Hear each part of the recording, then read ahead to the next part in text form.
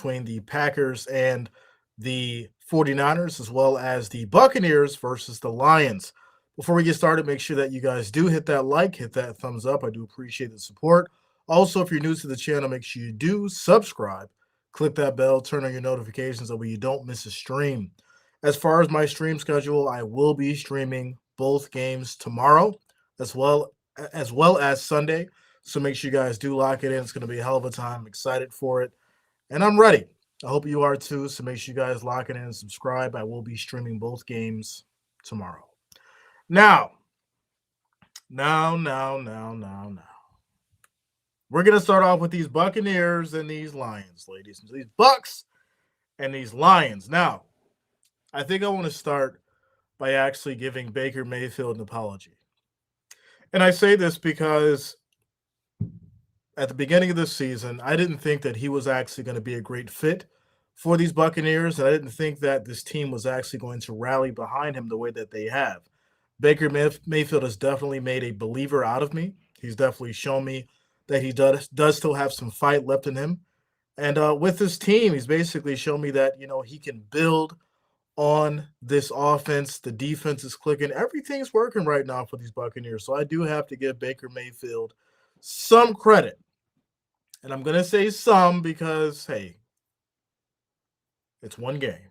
It's one game. If you're really going to show me something, you got to win two more. You got to win two more. That's just the reality of it. All of these guys got to win two more. And Baker is no exception. Now, is he going to be able to show up against these Lions? That is the real question, because I do feel like this Buccaneers team right now does have probably one of the best teams as far as talent-wise coming into this. We know Mike Evans is the truth. White's the truth out there. Godwin, definitely a decent defense. Without a doubt, this Buccaneers team is strong. It's very strong. And I do feel like if Baker Mayfield doesn't let the moment get too big for him, he can actually go out there and ball just like the rest of them with this squad right now. On the flip side, though, these Lions. Now, if you have not been a Lion believer until now, or if you didn't start becoming a Lion believer until the end of the season, I was telling everybody, and I got references and I got people that can vouch for me, I was telling everybody at the beginning of the season that these Lions would be Super Bowl contenders, and they have not done anything except that, shown us that they are contenders. They've had their moments, they've had their situations where things got a little shaky, but they've stayed resilient, they've stayed focused, and Dan Campbell has been one hell of a coach, without a doubt. He has been one hell of a coach, and I've really become to appreciate his ability to make those mad dog decisions. When you think that he shouldn't do it, he does it. And more than not, it works out. So, yeah, coming into this game, I do feel like it's going to be a little bit more of a closer game, potentially, than the Rams, but I will give the offensive edge to the Lions. I just think they have way more firepower in regards to the offense. Now, the defenses, I think, are going to be equal. I think we'll see, an equal play at defense there. And I think that's also why the spread is literally under a touchdown. It's 6.5 when we get into the spread. As far as your over-under, it's 49.5. So, they're expecting some things to get through the cracks on both sides. If the spread's 6.5, the over-under is 49.5, well, that's basically telling me that they're expecting a shootout. That's just the reality of it. And we very well could see that. Mike Evans being the amazing player that he is, he could be phenomenal in this game. Obviously, Laporte is still questionable, but that should change. I'm assuming that he is going to play. St. Brown, who we would expect to have nothing short of an amazing game. And then that running between Montgomery and Gibbs, that combination, I've absolutely loved it. So, yeah, this could be a great matchup here between these two teams. So what does it boil down to as far as who's going to take this and why? Obviously, being as close as it is and what Vegas is predicting, there's a couple reasons why. I do think that people wrote off the Buccaneers like, oh, it's the South. They're 9-8. They shouldn't be there. And then obviously they win and then they advance to the divisionals. That changes things because once again, I was telling people that, hey, the Eagles really aren't the team that everyone thinks that they are, and they're going to crack. We're going to see the Eagles crack at some point, and we've seen it multiple times. And then we've seen it at the grandest stage of it all in the playoffs. So the Buccaneers were able to capitalize on that. Now, on the flip side, the Lions aren't that team. The Lions are not the Eagles. We knew the cracks were in the ground for the Eagles. Well, at least I did. And that's not something that the Lions are going to have to worry about because they don't have that chemistry issue.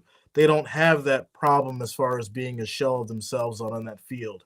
And their defense is going to definitely step up in this game. That's why I was very close with the Rams. Now, the differences between Stafford and I want to say Baker Mayfield is, Baker's a little younger than Stafford, right? We know that. So, he's going to be a little bit more crisp out there and, he's going to be able to take a hit and, he's going to be able to work through those kind of things a little faster as far as getting through progressions and all that kind of stuff. Have a little bit more mobility, right? Have more of an edge to him. We know Baker Mayfield has that. That's going to be a big, differentiating factor in regards to what this defense for the Lions can handle and what they can't. So, will they let Baker Mayfield get off the big plays? I think we're going to see a lot of short stuff coming into this. I do think that, this Lions defense isn't going to allow big plays to happen. And if it does, it's going to be Mike Evans or Godwin making a hell of a move for it to happen. On the flip side, this defense for the Buccaneers, I do think they're going to make things difficult for Goff if they're able to pressure him. And if Campbell doesn't make the necessary adjustments, switch to that run when they need to pick up those first downs, that can lead to, a lot of punts back, and it just turns into a tennis match where, both sides just go back and forth a little while until someone cracks it open. With that said,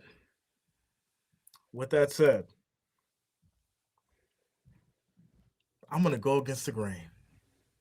I have a bad feeling about this game, and I'll tell you why. The Lions have this situation to where Dan Campbell forces things, and I feel like it may come down to it in this game. They're giving the Lions 6.5. But the reality is this. I think if the Lions were that dominant right now, considering they just came off of a 1-point victory against the Rams, I'd feel a lot better in regards to, them facing off against the Buccaneers. Because the Buccaneers just destroyed the Eagles. And yes, I did say that the Lions aren't the Eagles, but guess what? When you have a team like the Buccaneers that kind of just slid under the radar, beat the Eagles, now they're in the divisionals, these guys are just as hungry as you are. Now, is it going to be easy for these guys to come into your house and beat you? Not at all. But what do you need? What do you need in an AFC divisional championship or AFC divisional game? You need defense. You need a run game. Obviously, I do think both sides have it. It's going to be whether or not the defense is going to be able to put that pressure on Goff. I think it's going to be a close one. I'm going to go against the grain here. I'm taking the Buccaneers. I know. As crazy as it seems, I didn't want to do it, right? My logic is saying Lions, the heart saying Buccaneers, and I'm going to have to go for those Buccaneers right now. That's what I'm thinking. Ram says, I think the Lions have a decent shot. NFC champs and go against the Bills. Okay. Marlo says Green Bay beat those Lions. Huge. Let's talk about how Bernard and Dotson might suit up this week. Shout out to you, bro. Brian says Detroit by 9. Vita Vea matters. Listen, that's a big part of this Buccaneers defense. And guess what? A lot of people are looking over that right now. Right? Oh, it's Lions year. They're going to go all the way. Sure, I'd like to see it. It'd be great. I would love to see Bills Lions or Bills 49ers. But I think the reality is this. You've got a couple teams in here that's really snuck into the playoffs that nobody expected. Nobody expected the Packers. Look at what they're doing. Nobody expected the Buccaneers. Well, look what they just did to the Eagles, right? We talk about teams being dominant, and we talk about teams having a chance to go to the Super Bowl. But guess what? Anybody has a chance right now. It's not one-sided. It's not, oh, yeah, I know this team's going to go to that stadium, or I know that this team is going to protect their home so well and get the win. It doesn't feel that way. So when you sit down and you look at the numbers and you look at the analytics and you go through everything, you start coming to a conclusion as far as, okay, well, this is obviously going to be a close game for a reason. And then we have to come to some kind of understanding as far as who may win it. And as much as I do think the Lions can win it, and they should, the Buccaneers do have a strong chance of taking this thing. And I do feel like they may be the ones that are up when those zeros hit fourth quarter. So, as ridiculous as it sounds, I'm going to have to take Buccaneers by 7. I got to take Buccaneers by 7. It's absolutely crazy. But that's what I'm feeling right now. So next up, we'll get to the Packers and the 49ers, and this one's going to be just as crazy.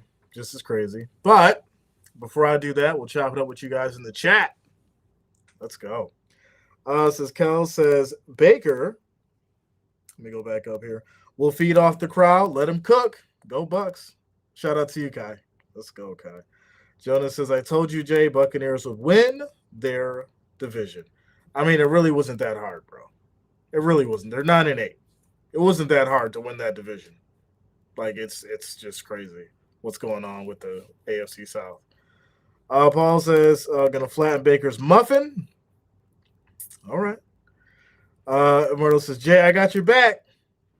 Hey, listen, I'm not even trying to be the controversial Jay right now. I'm really not. When you look at some of the games that the Lions have lost, they lost to the Cowboys, right? And you could say that was controversial, right? Sure. And then the Cowboys get to the playoffs and lose to Green Bay, in which probably was their worst game of the year. In fact, how they were blown out. And then you look at the same situation with the Eagles, because I think everybody expected the Eagles to beat the Lions, right, heading into the playoffs, because that was just what it was supposed to be, right? Just like the Lions are supposed to beat the Buccaneers. But the heart and talent that Baker Mayfield is displaying right now, Mike Evans talent, Godwin talent, White talent, Otten talent. Let's not forget about Otten. We got to pay that man some respect. He's out there catching that ball. I was on the edge of my seat clapping my hands for this man like, wow. He's been playing his best football. And as a tight end who has been underrated and under the radar, he looked absolutely stunning in a playoff game. So if you're not looking at, people like that on the field, and yeah, we could talk about the Lions and Laporta and St. Brown. We could talk about all of them. We know. But the fact is, this Buccaneers team has been severely unnoticed.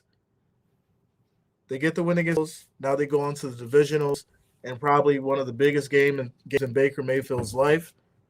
Hey, this could get very interesting, but I will take Bucks. I will take the Bucks. So, like I said, I'm going to hop into these comments, and then we'll get to the Packers and 49ers next.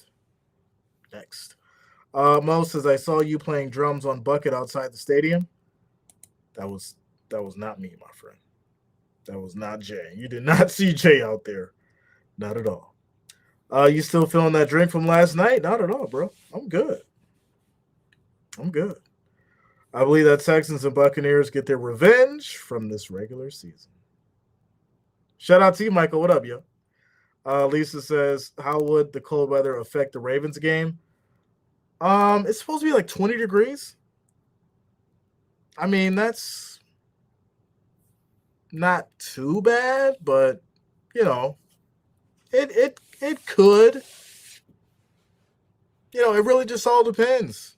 At the end of the day, I mean, it's not too cold to where these guys aren't going to be able to go out there and play. I feel like we looked at the Kansas City and Miami game and was like, oh, any team from down south, they can't play in the snow.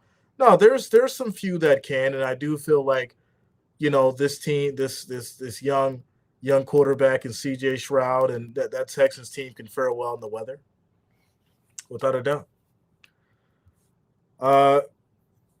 Tampa has the juice. We'll see, man. Michael says rigged. Bucks by 14. Wow. I ain't saying that, Ryan, but it's going to be crazy for sure.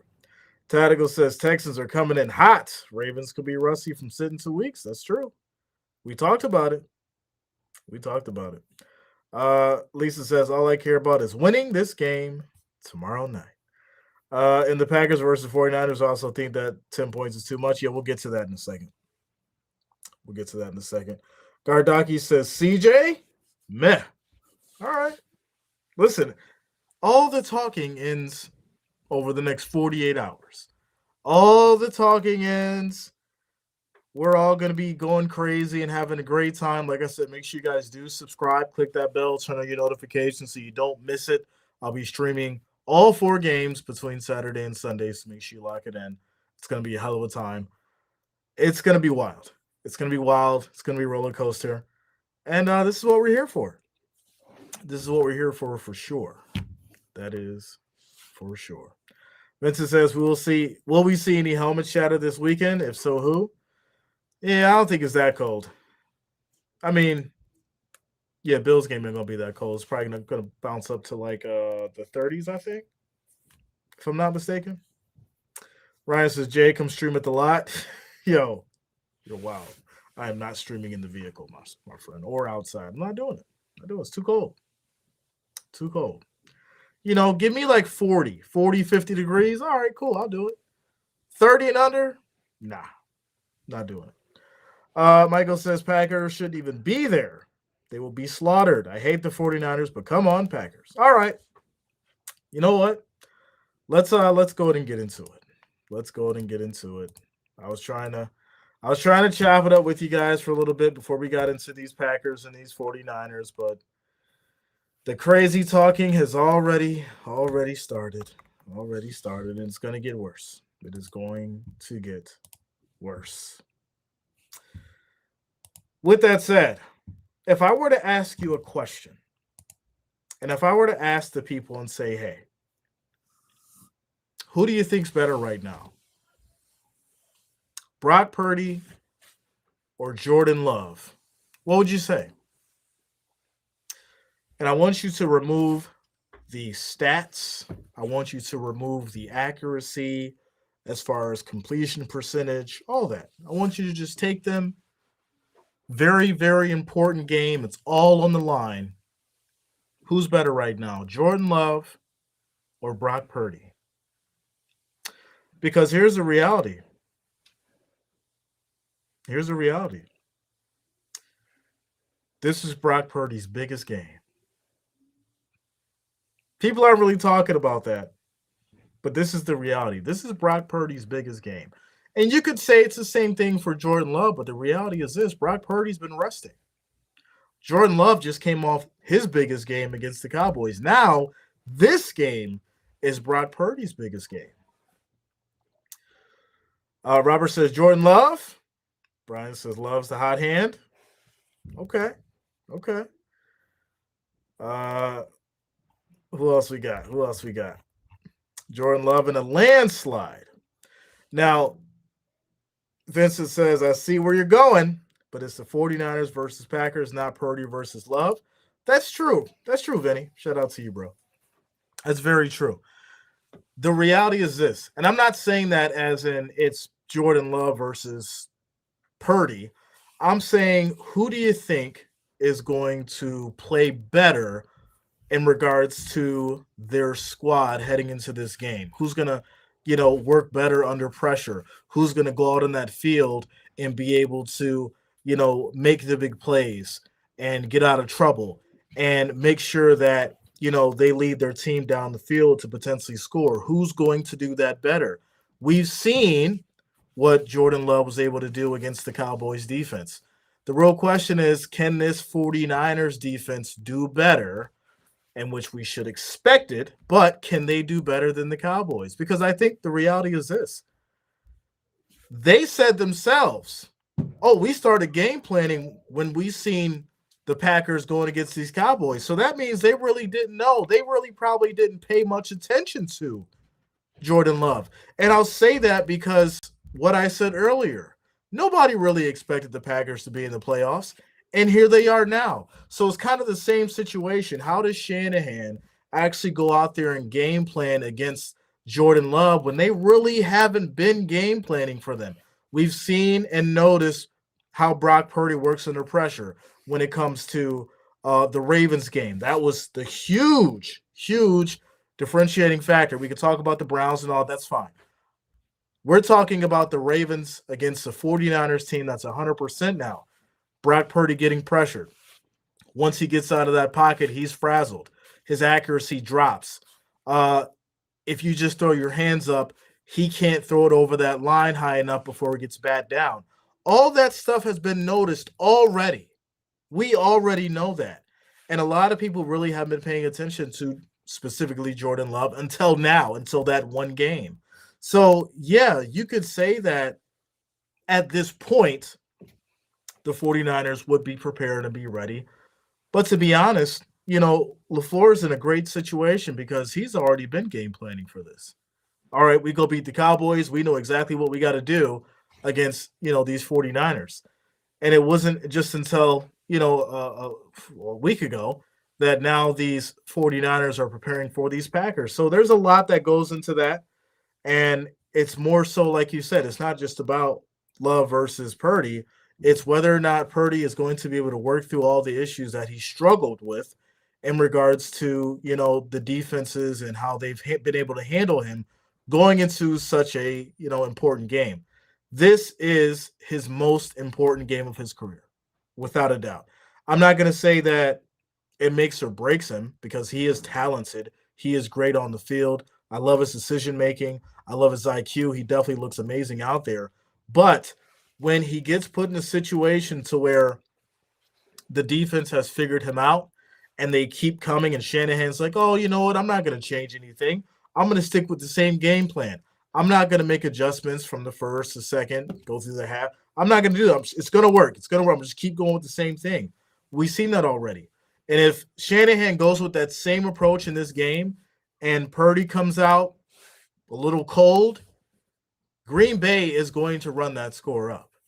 And I'm not discrediting the 49ers defense because we know that they can ball, but it's the same issue that the Ravens are in right now. They've had all this rest. Are they going to come out there fired up and ready, or are they going to come out there a little rusty, having to adjust, having to go with the game flow, get into motion, gain that momentum before they start firing on all cylinders?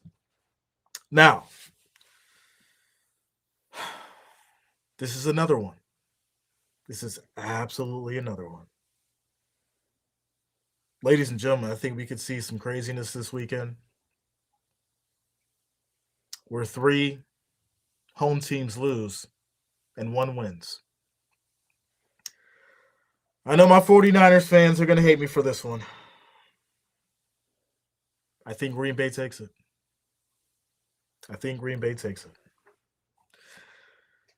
Getting into the spread, 49ers are favored by 9.5. The over-under is 50.5, minus 450 on the money line, plus 360 on the money line for the Packers. Now, check this out. 49ers are favored 80.3% on the matchup predictor. Green Bay's 19.7%. So you mean to tell me that 80% of the people just forgot about the Cowboys game? It doesn't matter. 49ers already beat the Cowboys. It doesn't matter. Okay. Green Bay beat them too. And in fact, Green Bay actually beat the Cowboys more convincingly than the 49ers did. The 49ers whooped their ass. We'll just be honest. But Green Bay absolutely dismantled the Cowboys. In fact, the Cowboys looked like they didn't belong in the playoffs at all.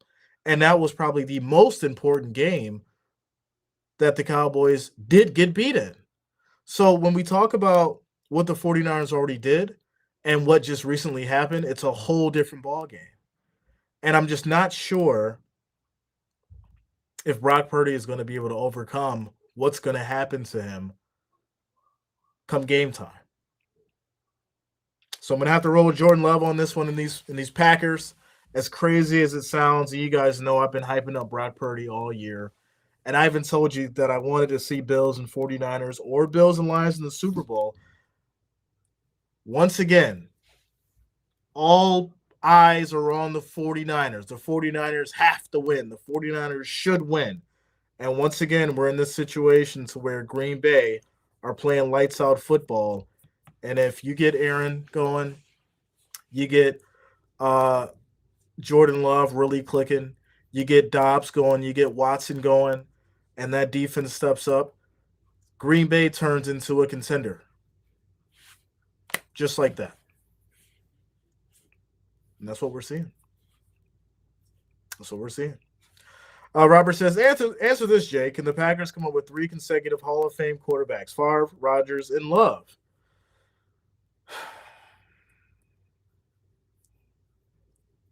I'll tell you this right now. One big advantage. I'll tell you one big advantage that Jordan Love has over Brock Purdy right now. Brock Purdy didn't sit under a Hall of Famer for years, learning the game, right? Brock Purdy was put in this situation because Trey Lance turned out to be basically a bust. Jimmy Garoppolo's gone, right? Brock Purdy came in there and was like, all right, I'm just going to take the team over, go out there and do my best, in which he has done a hell of a job. I'm not going to discredit Brock Purdy at all. But the reality is this. Jordan Love has sat under Aaron Rodgers, which is considerably one of the best quarterbacks in this league. And when you have that experience, when you have that kind of motivation, it changes you because you understand what to do in these big games. You understand what to do and how to operate with this team that you built great chemistry with. And so the big thing for me, and that I know is going to be one of the biggest hurdles for the Packers, is going to be CMC. It's going to be CMC. The reality is this. If the Packers can stop CMC and hold him down to under 80 yards, under 70 yards, they figure out a way to, put some clamps on Debo. You're going to force Purdy to throw, right? If you get him out that pocket, he's going to make mistakes. He may throw a pick or two. That's going to be how Green Bay wins this game. Now, obviously, if they don't do any of that, 49ers should win. 49ers should win without a doubt. But if the Packers have figured out a way to stop CMC, you can't stop CMC, contain CMC. Like I said, keep him under 80. Try to stop him from getting those big runs, turning into touchdowns. You're going to see a great game here. You're definitely going to see a great game. And on the flip side, it could be in a sense where Jordan Love goes out there and he just completely shits the bed. That's just a reality of it. These are things that could happen. That 49ers defense could break through that wall, get a few sacks, break Jordan Love's spirit. And by the end of the night, we're looking at, 49ers 38-7. It could happen that way. But do I think it is? Coming off of this rout that these Packers had against the Cowboys, 49ers should be on notice. And if you're the 49ers, you do not want to underestimate this team and say, well, we beat the Cowboys too. It's just the reality of it. Deshaun says the Niners got to run them Packers back home, period. All right, man. Brock's not perfect by any means. He could have one of those days. Well, and that's the thing, right? You don't want him to have one of those days. You want him to go out there and be accurate, right? Hook up with Kittle, hook up with Ayuk. You want that to happen. But we've seen the tape. We know what it takes to frazzle Purdy. And you don't have to be an NFL coach to know how you should draw it up at this point when it comes to Purdy. It's tried and true. If you get Purdy out of the pocket, if you hurry him and he throws that ball, he's going to make a mistake because Purdy loves to think. He's analyzing. He's going through his progressions. He's going through every receiver. And that's one of the things I love about the guy because he doesn't just chuck that ball up. He's figuring out exactly where to put that ball right in the bucket for a big gain with accuracy and make it look absolutely beautiful. That's one of the greatest things that Brock Purdy can do that not many people have been able to do in this league. But when you bring that pain, when you bring that pressure, and when he feels one of these guys breathing down his neck, that's when the issues come. That's when the mistakes come. And that's when he starts getting frazzled and not looking like himself. And if these Packers come out strong like they have against these Cowboys, it could get nasty real fast. Real fast. Shout out to you, Sean. Say, what up, yo? What's going on with you? Randy says Jordan Love over 2.5 rushing attempts is plus 114. Interesting. Brian says, I'd say if Green Bay can stop CMC under 100 yards, you win 80, Green Bay will win. Yeah, I win 80. Because I think if he gets over 100, then that means he's probably put up 2 touchdowns. Right? I'm just looking at the laws of averages, right? If CMC puts up 100 yards, that means he's probably scored 2 touchdowns. So, I'm saying keep him under 80, 1 touchdown. I feel like in this game, you have to give CMC a touchdown. It's just the reality of it. You have to give him at least 1, and it's disrespectful if you don't. Now, if Green Bay can figure it out and stop CMC, that would be an absolute miracle because it's going to be very difficult. But then you also got to realize that Debo's back there as well. There's all kinds of confusion and commotion that can be caused by that. So there's going to be a lot at the table for LaFleur to figure out. And, if they can shut down CeeDee Lamb, well, hey, they can shut down CMC because you're forcing Purdy to basically figure out, all right, where am I going to throw this ball now? If that run ain't working, all right, I got to throw the ball. And Shanahan, right, we know that he can draw it up just like the best of them. One of the best out there, 100%. But he reminds me a lot of Sirianni. And not in a bad way, but in the way of I'm going to stick with this till the wheels fall off. I'm not going to make those adjustments that I need to at halftime because I know eventually either my defense is going to step up or we're going to break. And that's what they'll do if, they end up in a deficit come the second or third quarter. It's going to be interesting for sure. I'm going against the absolute grain here. I took 3 upsets. Texans, Buccaneers, Green Bay. Jeffrey says the Packers are young. They need to tackle the 49ers hard. Let me go back up here. If the Packers do that, they will win the game, hit the 49ers hard. That's a fact, man. That is a fact. Omar says that's what Dak Prescott is doing wrong. He just goes to CeeDee Lamb all the time. He's not looking for other options. Yeah, like I said, that's one of the big things that I give Brock Purdy credit for is he doesn't just go for the first option. He's going to look at all 3 receivers or all 4 receivers, figure out who's where, figure out who's covered, and then throw that ball and do it with, like I said, do it with accuracy. And that's huge. That's huge because, like I said, he's one quarterback that we haven't seen in a long time that's playing at the level that he is. And it's refreshing. But one of the big things is his ability to throw the ball over that line, right? That's another huge thing because Green Bay knows all they got to do is put their hands up. All they got to do is put their hands up and, you've got a high percentage of batting that ball down. You got a high percentage of tipping that ball. And next thing you know, that ball's floating around the air somewhere. And someone's going to probably try to bring it down. Someone's going to try to bring that ball down and maybe pick it off. And so when you have that kind of situation that we've seen with the Ravens, they were able to do it. That's in everybody's heads right now as far as from the coaching standpoint. So you could see a situation to where Shannon's like, you know what? We're going to take the ball out of Purdy's hand going into this game. We're going to run it. If they're going to use Jones, we're going to use CMC. So that's why I said if you keep CMC under 80 yards, keep forcing them in like, third and 3, 3rd and 2 situations, make them earn it, then you have a better chance than trying to fight them, through the air. But yeah, it could be a situation to where Shanahan comes out heavy with the run.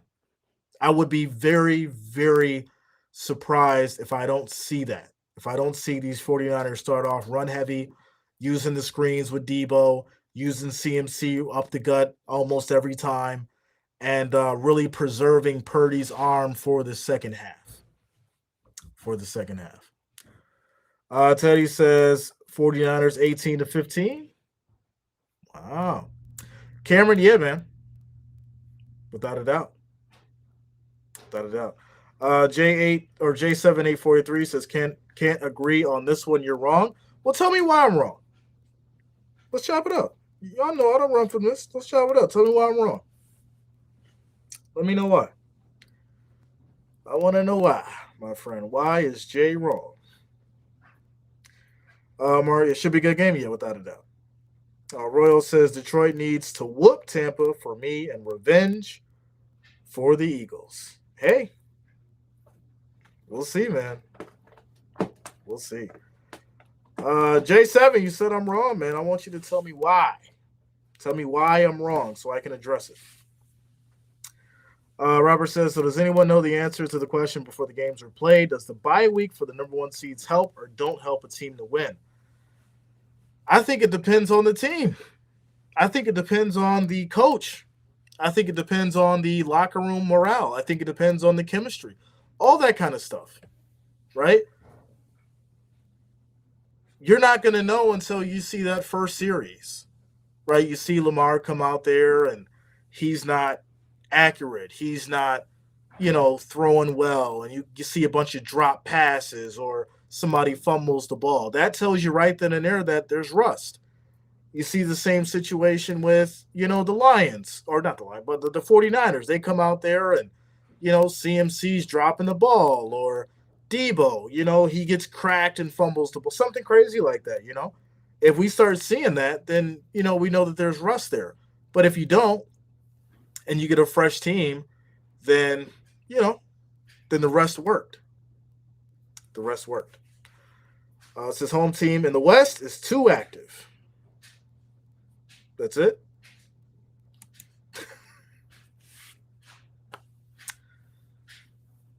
Once again, the Green Bay Packers team that is a very young team and a very driven and talented team are going against the 49ers, who have been resting for 2 weeks. Packers have just came off of a huge win, riding that wave, that energy, that fight, that, we can knock off the 49ers too. That's all in there as well. So, it's not just about them being active, because Green Bay is active as well. Gates says, don't forget the referee squad in each game. Yeah, I don't like to talk about the refs. I don't like to talk about the refs, and I'll tell you why. We know that the refs are there. We know that the refs are going to affect the game in some way, shape, or form, right? That's just the reality of it. There's going to be some, ridiculous flag that comes out and everybody's scratching their head about it. It's it wouldn't be a game without it. It wouldn't be the wild card or the divisional playoffs without it. So I think at the end of the day, when we talk about the refs, we know what to expect. And it's just a moot point at right now. It's just a moot point, my friend.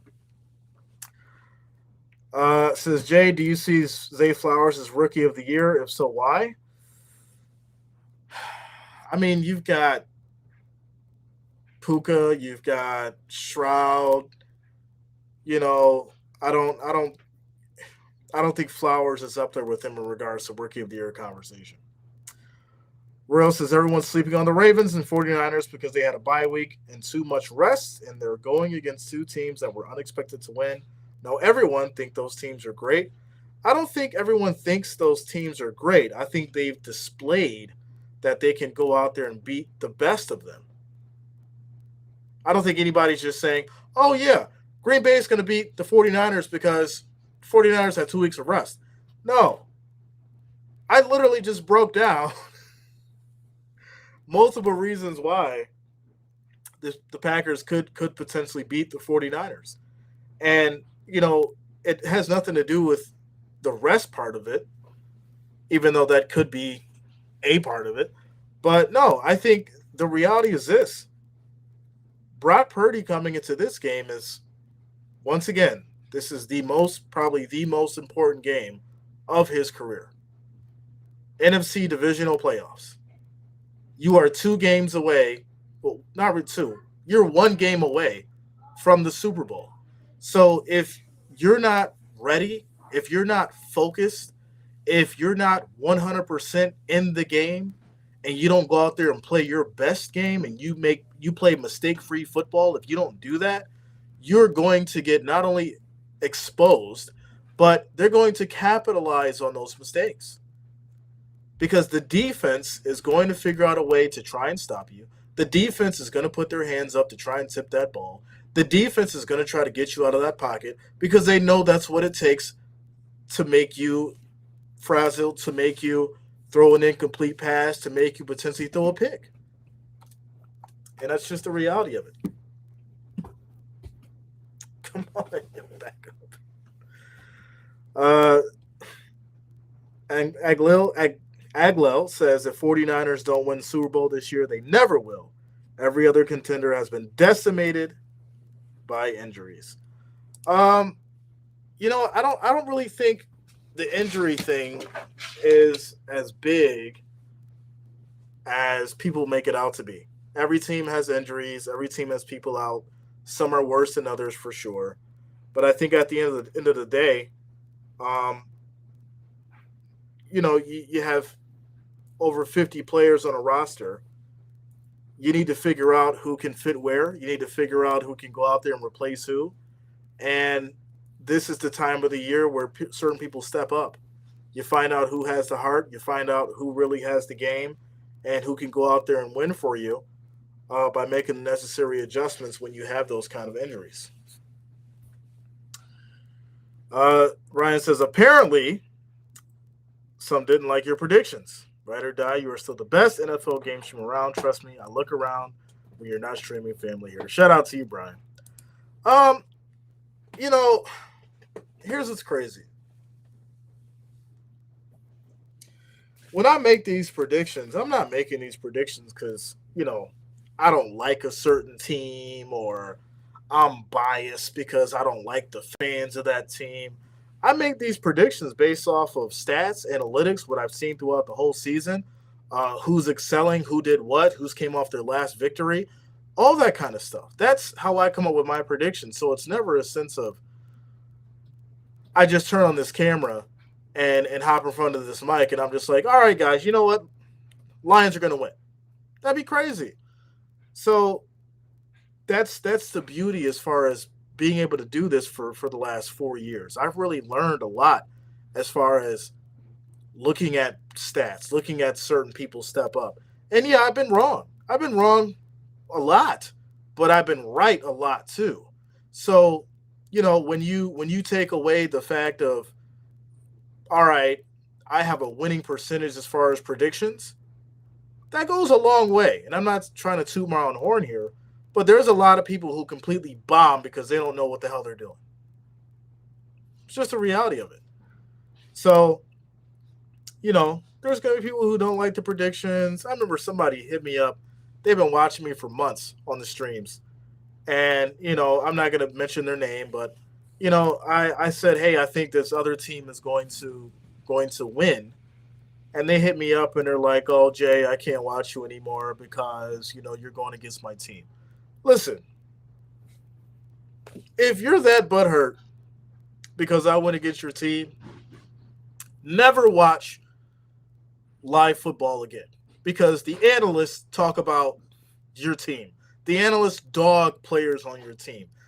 Some analysts don't think that your team's going to win. Some analysts do.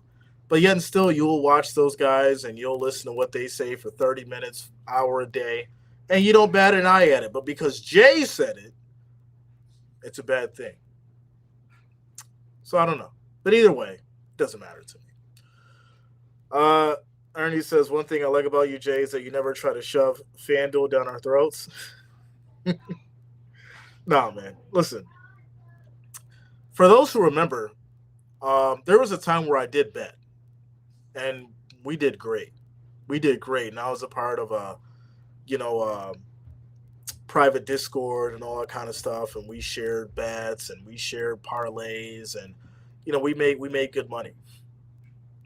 The reality is when I removed betting from my predictions and, who I was taking, in these games, it started to make things a lot clearer for me because I was never thinking off emotion. I never think off emotion now when I'm calling these games or when I'm predicting them.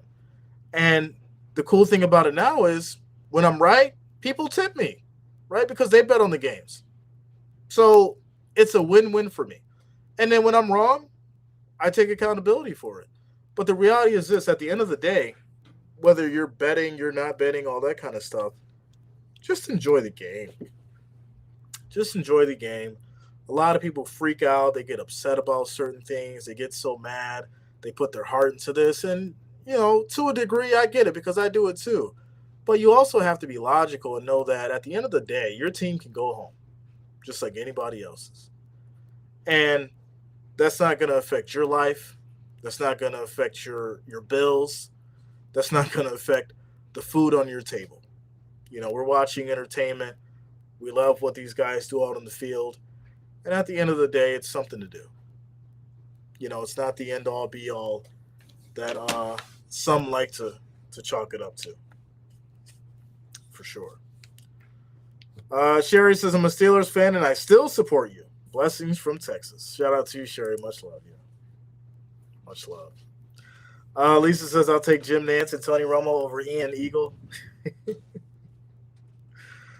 Rose says, Jay had some opinions about my team all this season that I didn't like, but I respect his opinion, and sometimes he's actually telling the truth, so I'll never stop watching him. Shout out to Rose. You already know, man. You already know. Legion of Boom or 2008 Steelers? Wow. That's a question.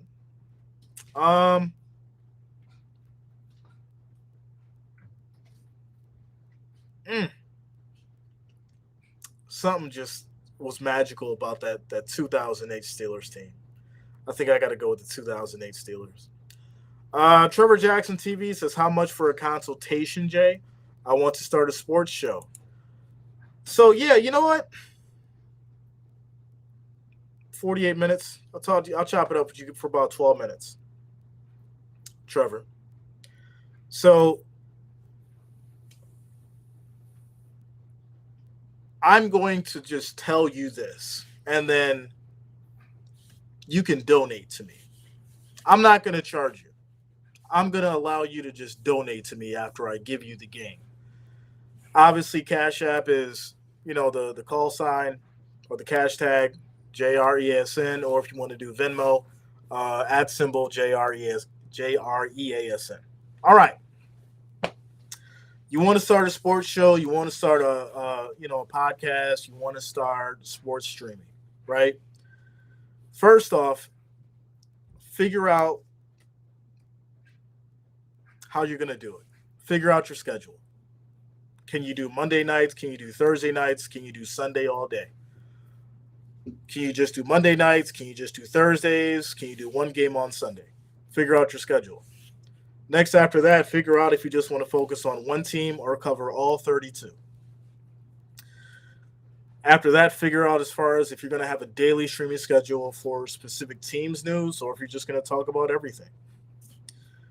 Are you going to write your own scripts for the content or are you going to use AI?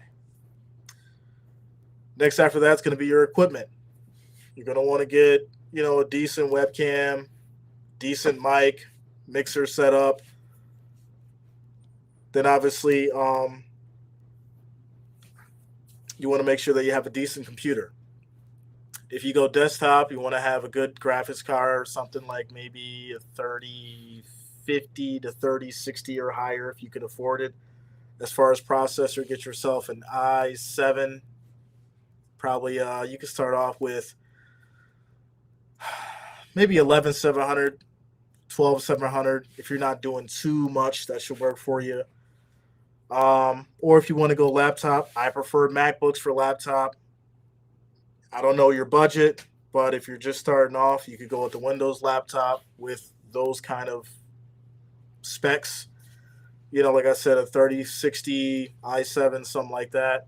Always get 16 gigs of RAM no matter what. That covers the equipment side of things. You can either stream through OBS Studio or you can do Streamlabs. You just got to figure out what works best for you. Next after that, you got to figure out how to do some graphic design, or you can go out and hire graphic designers for you. But obviously, you don't want to have graphic designers cut into your profits, so you probably want to learn graphic design on your own. Next after that,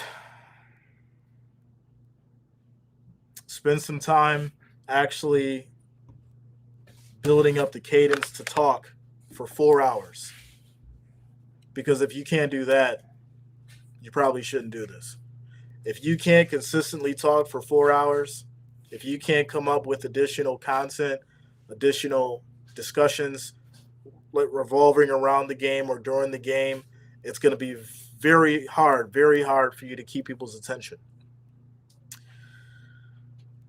Figure out a name. That's a good one too. Figure out a name. You can use something that draws people, or you can just use your legal name. Some people do that. I was fortunate enough to already have an established name, so when I started this, I just switched it over and made it into an acronym for Just Real Entertainment and Sports Network. Set up your AdSense. Go through Google, set up your AdSense, get that all set up, attach your checking account. Get approved with the YouTube Partner Program. You're going to need 4,000 hours of watch time. You're also going to need over 1,000 subscribers to get approved for the YouTube Partner Program. Read the rules. Read the terms and conditions. A lot of people don't do it. I didn't do it. That's why I'm telling you to do it. I didn't do it. I had to learn the hard way. And I got slapped in my hand a couple times because I didn't know about copyrights and trademarks and, the gray area and fair use and all that stuff. So learn about those things. Last but not least, figure out if this is actually something that you really want to do, or if it's something that you just think you can do because you see other people do it. I think that's probably the most important part, because if you don't have the time, if you're not dedicated to this, if you haven't figured out how to generate income on multiple different levels so you can focus on this and build it up to become something, it's going to be very difficult considering all the competition that you have. There's a lot of people starting up. There's a lot of people established. And the reality is this: the algorithm focuses on who they trust. So if people aren't getting views, that means that the algorithm doesn't trust them for that specific content. Most people don't know that. Some people do. But if you see someone who's been streaming for 4 hours and they only got like 10 people, that means the algorithm doesn't trust them yet in regards to for the content they're providing. All that stuff is huge. All that stuff you got to learn. You got to learn SEO. You got to learn how to write content. And there it is. So like I said, you don't got to pay me. But if you want to donate, if you feel like I just gave you something that a lot of people aren't going to give you, go ahead and donate. Cash App, hashtag JREASN, or Venmo at JREASN. And there you go, my friend. There you go. Robert says, I would never go into a game writing off Bay. He is like Brady. He will get points and win games. He's a lot smarter, but I miss his wild days. Shout out to you, Robert. Robert says, Jay, I'll bet anything the Packers are watching plenty of film on that Ravens versus 49ers game. Of course. 100%. 100%. Shout out to Brian says, okay, Jay, I guess I'm not doing that. I guess I'm going to work tomorrow. Crap. I guess I'm going to Letchworth tomorrow. Shout out to you, Brian. Much love, yo. Bob says Chiefs will not choke. Okay. What if they get blowed out, Bob? What if they get blowed out, my friend? What happens then? What happens then? Chiefs will choke. All right. Reginald says Santa Clara will win versus Milwaukee Bay Area. God didn't make this little Green Bay apples, and it doesn't rain in Okosh, Kenosha, nor Janesville in the summertime. All right. 19 Problems is my prediction for the Super Bowl is Ravens, Niners. Niners win 34-31. Okay. Paul Duffy's the San Fran will win the Super Bowl and will be my 58 game. All right. Steve says, blue out for the Bills. Yeah, rock your blue jerseys. If you're going to the Bills Stadium, rock your blue. It's a blue out. They don't want any red. They want blue at the Bills Stadium. So if you're going to the Bills game, make sure you rock that blue. Make sure you rock that blue. But I said from the beginning, he kept on playing like that. He would get hurt, so he plays a lot smarter. He is in it for the long run. Yeah, without a doubt. Without a doubt. Raiders have their head coach. AP is now their head coach. AP who? I know you ain't talking like Adrian Peterson. AP who? Oh, you Pierce? Pierce is the coach? That makes me smile. That makes me smile. I like that. I got to go check that out and digest it so we can chop it up. Royal says, in my opinion, MVP Lamar Jackson, Rookie of the Year, CJ Stroud, Zay Flowers, and Defensive Rookie of the Year, Jalen Carter. I ain't mad at it. Yeah, Antonio Pierce. For some reason, I was thinking of Adrian Peters. I don't know why. Yeah, Antonio Pierce. So that's good. That's a good thing. Happy for the Raiders. I think that's a great fit. Max Crosby was definitely going to freak out if it didn't happen. So, yeah, I think they knew that that was moving in the right direction with that franchise for sure. For sure. What's your favorite NFL team? Also, I got the Bills winning. Bills Mafia, my friend. Bills Mafia is my favorite NFL team, bro. Brian says, Ole Bob, I hope you won't be disappointed. But if you do, you can rock the blue. Red, white, and blue. Go Bills. Shout out to you, Brian. So, yeah, if you're going to the Bills Stadium, rock your blue. Don't want any red there. That way there's no confusion. There's no confusion. It's going to be crazy tomorrow for sure, as well as Sunday. Like I said, make sure that you guys do subscribe. I may be doing a giveaway. I got some stuff in. We'll see. We'll see what makes sense. With that said, ladies and gentlemen, have yourself a great evening. Get yourself some rest, because I will. It's going to be a wild 8 hours tomorrow, without a doubt. Have a good night, everybody. Peace out.